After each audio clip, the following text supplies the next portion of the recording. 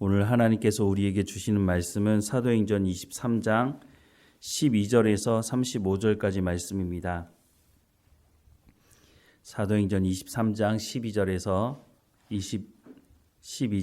35절까지 말씀 함께 읽겠습니다. 날이 새매 유대인들이 당을 지어 맹세하되 바울을 죽이기 전에는 먹지도 아니하고 마시지도 아니하겠다 하고 이같이 동맹한 자가 40여 명이더라.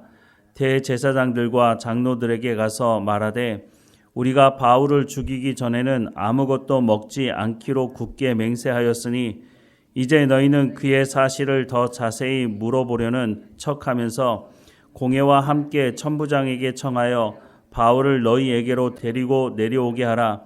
우리는 그가 가까이 오기 전에 죽이기로 준비하였노라 하더니 바울의 생질이 그들이 매복하여 있다 함을 듣고 와서 영내에 들어가 바울에게 알린지라.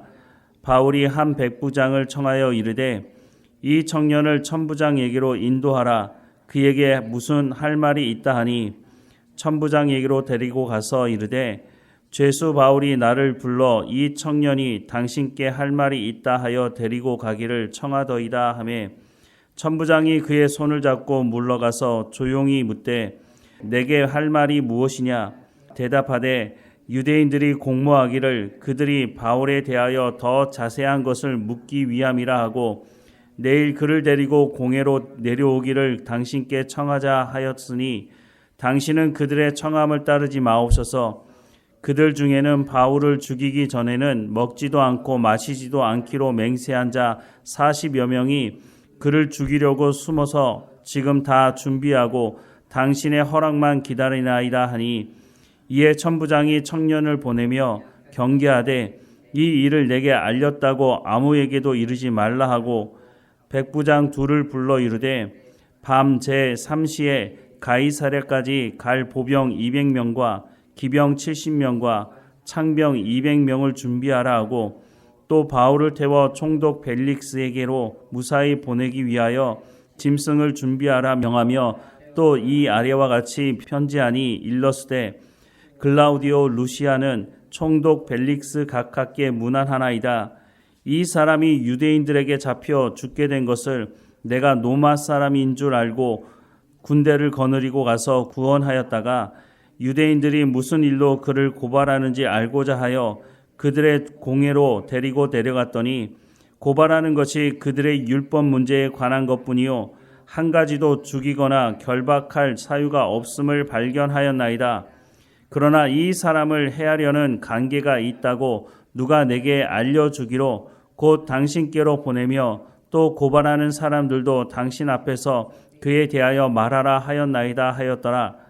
보병이 명을 받은 대로 밤에 바울을 데리고 안디바드리에 이르러 이튿날 기병으로 바울을 호송하게 하고 영내로 돌아가니라. 그들이 가이사랴에 들어가서 편지를 총독에게 드리고 바울을 그 앞에 세우니 총독이 있고 바울더러 어느 영지 사람이냐 물어 길리기아 사람인 줄 알고 이르되 너를 고발하는 사람들이 오거든 내 말을 들으리라 하고 헤롯 궁에 그를 지키라 명하니라. 아멘. 사도 바울이 예루살렘에 오기 전에 예루살렘에 가게 되면 어떤 일이 있을 것인지 이미 여러 차례 성령께서 말씀을 해 주셨습니다. 사도행전 21장 10절에서 14절 말씀해 보면 여러 날 머물러 있다가 아가보라 하는 한 선지자가 유대로부터 내려와 우리에게 와서 바울의 띠를 가져다가 자기 수족을 잡아매고 말하기를 성령이 말씀하시되 예루살렘에서 유대인들이 이같이 이 띠 임자를 결박하여 이방인의 손에 넘겨주리라 하거늘 우리가 그 말을 듣고 그곳 사람들과 더불어 바울에게 예루살렘으로 올라가지 말라 권하니 바울이 대답하되 여러분이 어찌하여 울어 내 마음을 상하게 하느냐? 나는 주 예수의 이름을 위하여 결박당할 뿐 아니라 예루살렘에서 죽을 것도 각오하였노라 하니 그가 권함을 받지 아니하므로 우리가 주의 뜻대로 이루어지이다 하고 그쳤노라 라고 말씀하고 있습니다. 또한 사도행전 20장 23절과 24절 말씀에도 보면 오직 성령이 각 성에서 내게 증언하여 결박과 환난이 나를 기다린다 하시나 내가 달려갈 길과 주 예수께 받은 사명 곧 하나님의 은혜의 복음을 증언하는 일을 마치려 하면은 나의 생명조차 조금도 귀한 것으로 여기지 아니하노라 라고 말씀하고 있습니다. 바울은 자신에게 있게 될 그 일에 대해서 두려워하지 않는다고 말하고 있습니다. 왜냐하면 내가 하나님으로부터 받은 이 사명을 마치기에는, 즉 하나님의 은혜의 복음을 증언하는 일을 마치려 하면은 자신의 생명을 조금도 귀한 것으로 여기지 않겠다라고 말씀을 하고 있다고 하는 것입니다. 그러니 예루살렘에서 자기가 잡혀 죽는다 할지라도 나는 이 길을 가겠다고 말씀을 하고 있는 거죠. 그런데 성령께서 말씀해 주신 그대로 예루살렘에 왔더니 유대인들이 앞장서서 바울을 로마 군인에게 잡히게 하고 말았습니다. 오늘 본문에도 보면 바울을 죽이기로 작정한 사람들이 40여 명이 넘는다고 말씀하고 있습니다. 12절 이하의 말씀에 나리샘의 유대인들이 당을 지어 맹세하되 바울을 죽이기 전에는 먹지도 아니하고 마시지도 아니하겠다 하고 이같이 동맹한 자가 40여 명이더라. 대제사장들과 장로들에게 가서 말하되 우리가 바울을 죽이기 전에는 아무것도 먹지 않기로 굳게 맹세하였으니 이제 너희는 그의 사실을 더 자세히 물어보려는 척하면서 공회와 함께 천부장에게 청하여 바울을 너희에게로 데리고 내려오게 하라. 우리는 그가 가까이 오기 전에 죽이기로 준비하여노라 라고 말씀을 하고 있습니다.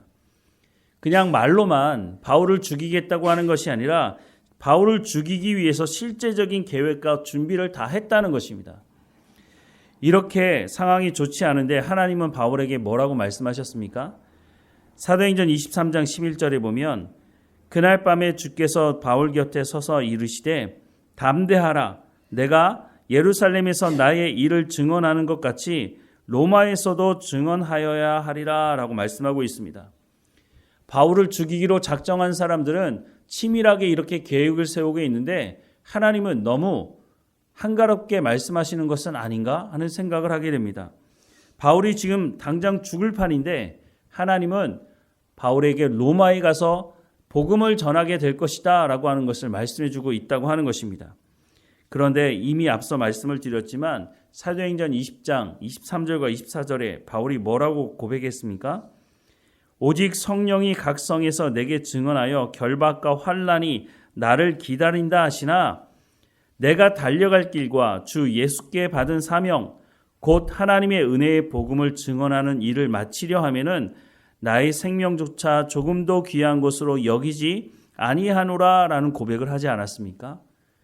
바울이 자신이 죽음 앞에 서 있다고 하는 것을 너무나 분명히 알고 있습니다. 그럼에도 불구하고 두렵고 떨림으로 내가 이곳에서 어떻게 하면 벗어날 수 있을까라는 생각을 하는 것이 아니라 주님께서 맡겨주신 사명을 내가 끝까지 감당하겠다고 말하고 있는 것입니다. 히브리서 11장 36절과 38절 말씀에 보면 또 어떤 이들은 조롱과 채찍질뿐 아니라 결박과 옥에 갇히는 시련도 받았으며 돌로 치는 것과 톱으로 켜는 것과 시험과 칼로 죽임을 당하고 양과 염소의 가죽을 입고 유리하여 궁핍과 환난과 학대를 받았으니 이런 사람은 세상이 감당하지 못하느니라. 그들이 광야와 산과 동굴과 토굴에 유리하였느니라 라고 말씀을 하고 있습니다. 복음을 전하다 보면 고난이 없다고, 복음을 전하다 보면 박해나 순교를 당하는 일이 없다고 성경은 말씀하고 있지 않습니다. 조금 전에 읽었던 히브리서 11장 뭐라고 말씀하고 있다고요? 어떤 이는 조롱과 채찍질뿐 아니라 결박과 옥에 갇히는 시련도 받았으며 라고 말씀합니다. 이런 고난이 있다고 말씀합니다. 돌로 치는 것과 톱으로 켜는 것과 시험과 칼로 죽임을 당하는 일이 있다라고 말씀하고 있습니다. 사도 바울도 그것을 고백하고 있는 것입니다. 내가 복음을 전하다가 이런 일을 당한다 할지라도 나는 주께서 내 가운데 맡겨주신 사명을 마치는 데는 내 생명을 조금도 귀한 것으로 여기지 않겠다고 하는 것이 그냥 입술로 그냥 하는 말이 아니라 사람들 앞에서 자기의 명예를 얻기 위해서 하는 말이 아니라 실제적으로 자기가 그런 일을 당하는 현장에 있음에도 불구하고 사도 바울은 이 고백을 하고 있다고 하는 것입니다. 바울을 죽이고자 하는 사람들은 정말 치밀한 계획을 세우고 있습니다. 그들이 얘기한 대로 이루어지기만 한다면 바울은 그 다음날 죽임을 당할 수밖에 없는 상황입니다. 그런데 하나님께서 역사의 주관자가 아니십니까? 하나님께서 생명의 주관자가 아니십니까? 아무리 치밀한 계획을 세웠다 할지라도 하나님께서 바울을 로마로 보내시겠다고 말씀하고 있는데 누가 감히 이 계획을 흐트러뜨릴 수가 있겠습니까? 결국 바울의 생질이 이것을 알게 되었고 이것을 바울에게 말하고 바울은 백부장에게 말하고 백부장은 천부장에게 말해서 바울을 안전하게 가이사라로 옮기게 되는 것을 오늘 본문은 말씀해 주고 있습니다. 여기에 한 가지 중요한 요소가 하나 있는데 바울이 로마 시민권을 가지고 있었던 사람이었다고 하는 것입니다. 당시 로마 시민권을 가지고 있는 사람들은 함부로 대할 수가 없었습니다. 함부로 때릴 수도 없었고 그래서 바울은 자신의 이 재판을 여기서 받지 않고 로마 황제로부터 내가 이 심판을 받겠다, 이 재판을 받겠다 이렇게 말한 것 때문에 로마로 향하게 되는 것도 있습니다. 어떻게 보면 세상 사람들은 이거 다 우연이 아니야? 라고 말할지 모르지만 하나님은 바울을 통해서 복음이 증거될 수 있도록 바울이 태어나기 전부터 이 모든 것들을 하나하나 우리는 알지 못하지만 하나님께서 모든 것을 하나하나 계획하에 가고 계셨다고 하는 것을 오늘 본문을 통해서 알 수가 있는 거죠. 하나님께서 우리를 통해서도 마찬가지입니다. 우리는 우연히 이거 일어나는 거 아니야? 이런 생각을 할지 모르지만 하나님은 우리를 통해서 복음이 전해질 수 있도록 우리의 모든 과거의 하나하나마다 하나님께서 이끌어 오셨고 우리가 당했던 고난이나 우리가 어려움을 당했던 그 모든 시간들도 하나님께서 지금 우리를 통해서 복음이 증거될 수 있도록 하나님께서 모든 것들을 준비하고 이끌어 오셨다고 하는 것입니다. 때로는 우리가 이해할 수 없는 일을 당할 때 하나님 앞에 불평하고 원망할 수도 있겠죠. 욥이 이루 말할 수 없는 고난을 당할 때 욥이 뭐라고 고백을 합니까? 욥기 1장 20절에서 22절 말씀해 보면 욥이 일어나 겉옷을 찢고 머리털을 밀고 땅에 엎드려 예배하며 이르되 내가 모태에서 알몸으로 나왔사온즉 또한 알몸이 그리로 돌아가올지라 주신 이도 여호와시오 거두신 이도 여호와시오니 여호와의 이름이 찬송을 받으실지니이다 하고 이 모든 일에 욥이 범죄하지 아니하고 하나님을 향하여 원망하지 아니하니라 라고 말씀하고 있습니다. 이 일이 한 번으로 끝나지 않았죠. 두 번째 욥은 이렇게 고백합니다. 욥기 2장 10절 말씀해 보면 그가 이르되 그대의 말이 한 어리석은 여자의 말 같도다. 우리가 하나님께 복을 받았은즉 화도 받지 아니하겠느냐 하고 이 모든 일에 욥이 입술로 범죄하지 아니하니라 라고 말씀을 하고 있습니다.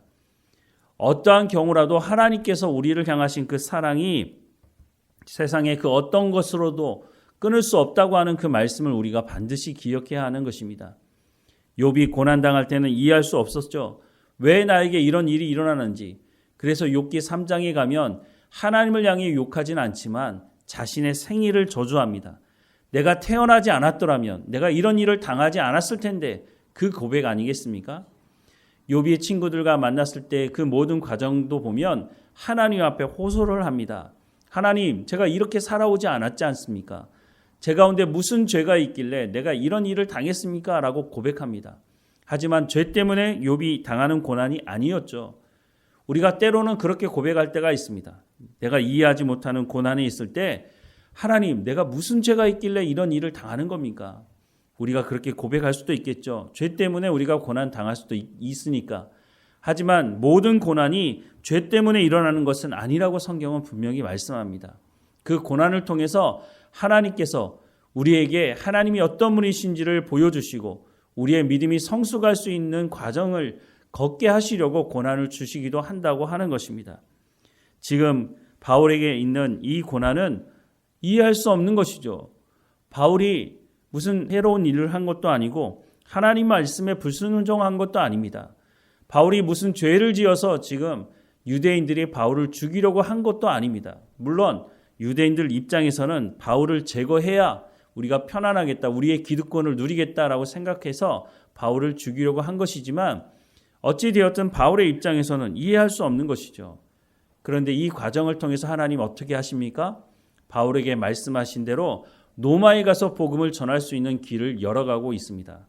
그런데 이 과정이 우리가 생각하는, 우리가 기대하는, 우리가 생각하는 때와 방법으로 하나님께서 일을 이루어 가시지는 않는다고 하는 것입니다. 우리가 하나님을 어떻게 다 이해할 수 있겠습니까? 우리가 이해할 수 없지만 분명한 것은 하나님께서 창조주시고 생명의 주관자이시면서 바울의 삶을 또 우리의 삶을 이끌어 가고 계신다고 하는 것입니다.